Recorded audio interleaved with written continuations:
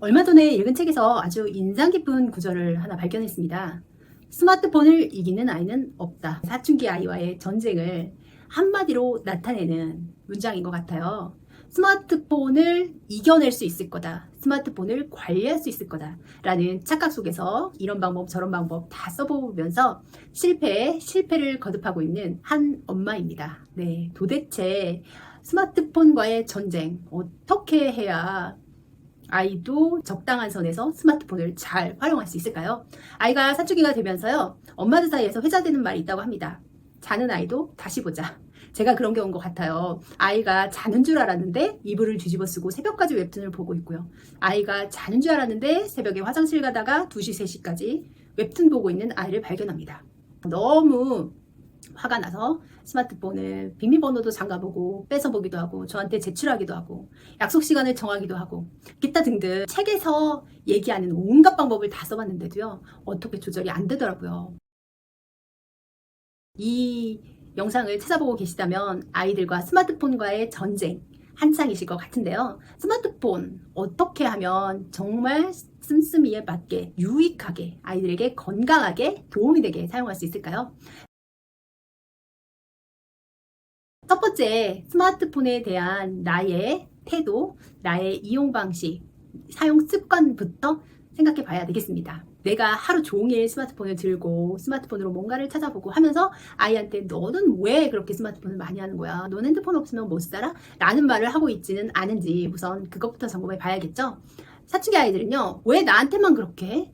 논리적으로 발전이 되는 시기예요. 엄마는 그렇게 안 지키면서 왜 나한테만 그걸 강요하는 거야? 라고 이야기할 수 있는 아이들입니다. 엄마가 직접 행동으로 보여주는 것이 있어야 되거든요. 정말 손이 간질간질하고 진짜 하나만 더 찾아보고 싶다, 하나만 더 보고 싶다 이렇게 하시더라도요, 아이 앞에서 자제하시는 게 좋습니다. 아이가 없을 때, 엄마 혼자 있을 때 충분히 그 시간을 즐기셨으면 좋겠어요. 아이가 올 때는 자제하시는 모습에서부터 아이의 스마트폰 사용 습관을 시작해야 됩니다. 내가 전혀 하지 않는 것을 아이한테 하라고만 강요할 수는 없으니까요. 스마트폰을 화장실에 던져봤다. 또 스마트폰을 아예 해지를 시켰다.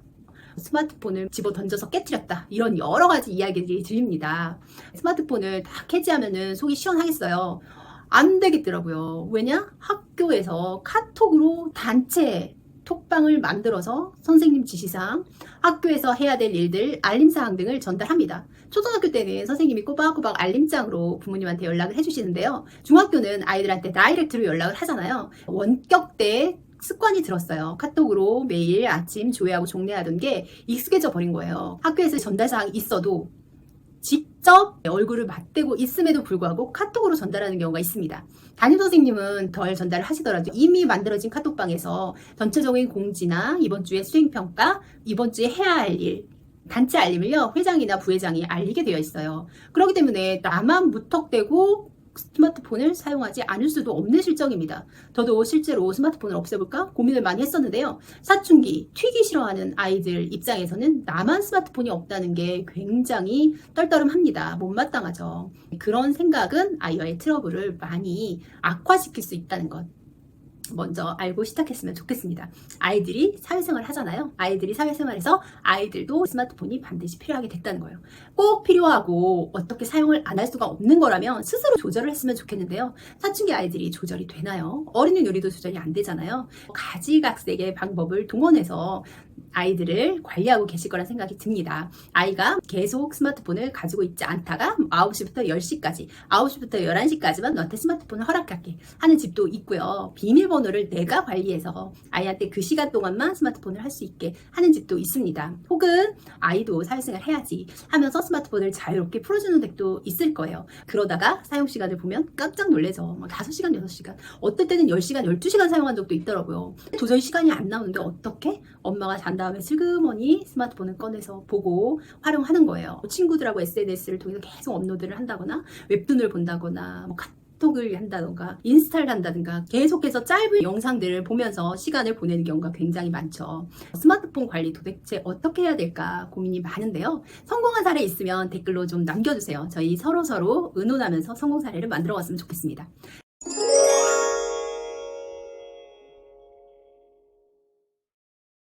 제가 스마트폰을 관리하면서 가장 중요하다고 생각하는 원칙이 하나 있습니다.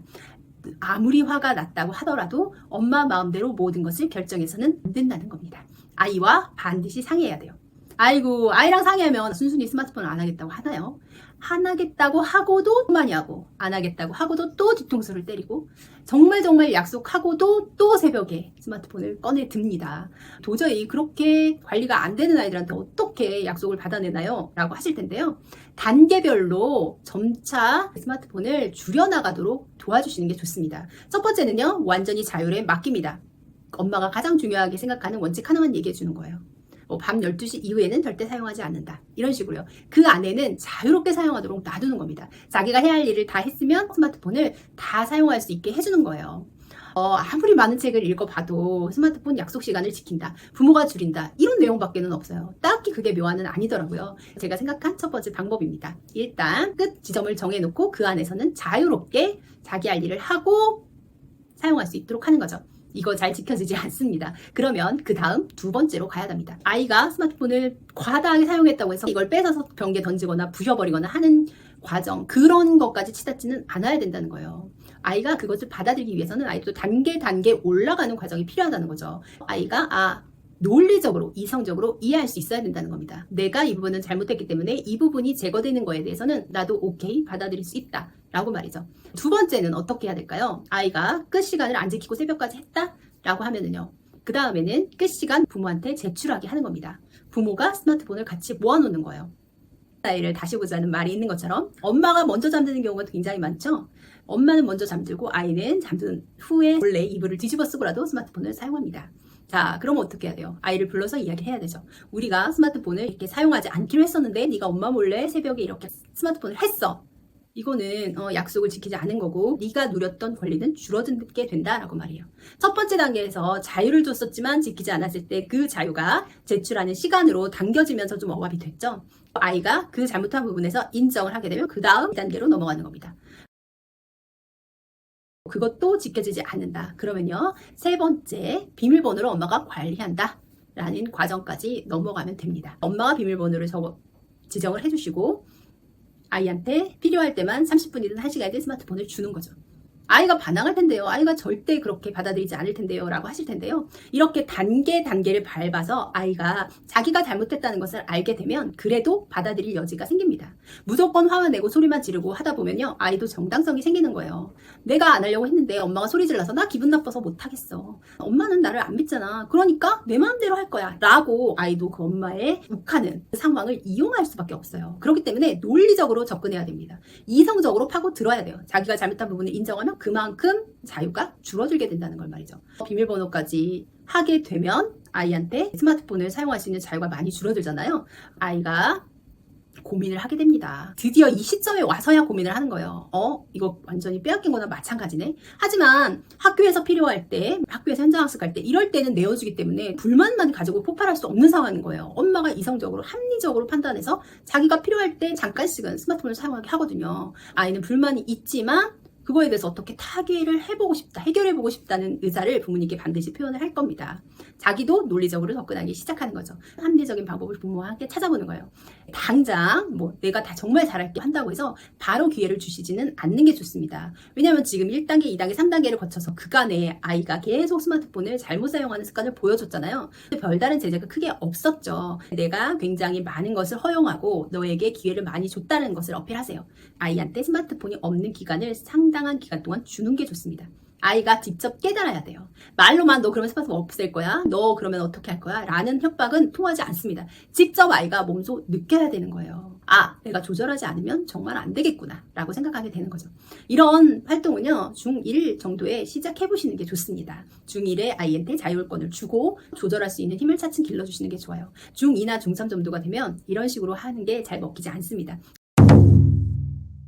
아이도 그만큼 반항할 힘이 생기기 때문이에요. 사춘기 초입 정도 되는 중1 시기 정도에 이것을 타진해 보시는 게 좋습니다. 중1 때 시험도 없고 약간 부담도 없기 때문에 스마트폰을 조금 많이 한다고 해도 아이한테 크게 성적이나 공부에 영향을 주지는 않잖아요. 이런 단계를 거쳐서 아이가 스마트폰을 관리할 수 있는 능력이 생겨야 고등학교까지도 안전하게 스마트폰을 사용할 수 있습니다. 스마트폰을 아이한테 비밀번호를 걸어두고요. 한참 몇 달이 되었든요. 정하고 그 기간 동안은 절대 돌려주지 마세요. 엄마의 행동에도 일관성이 있어야 됩니다. 아이가 좀 몇 번 숙제를 잘했다고 해서 바로 돌려주시면 아이는 불편함을 깊이 느끼지 못합니다. 또다시 돌아갈 가능성이 많아요.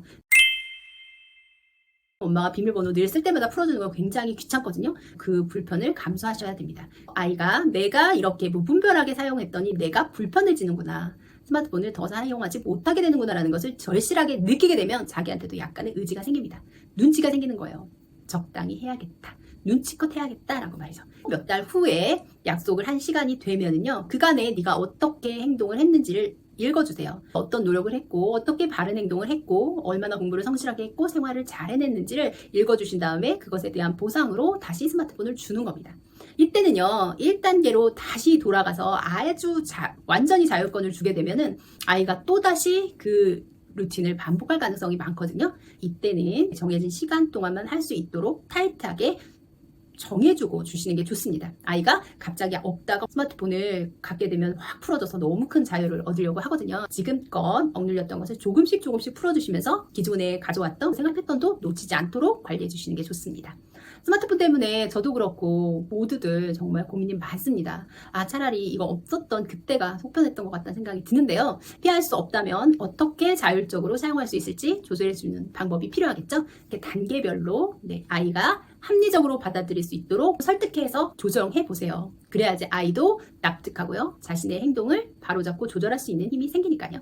오늘 스마트폰 사용에 대한 이야기였습니다. 주말 탐구 생활입니다.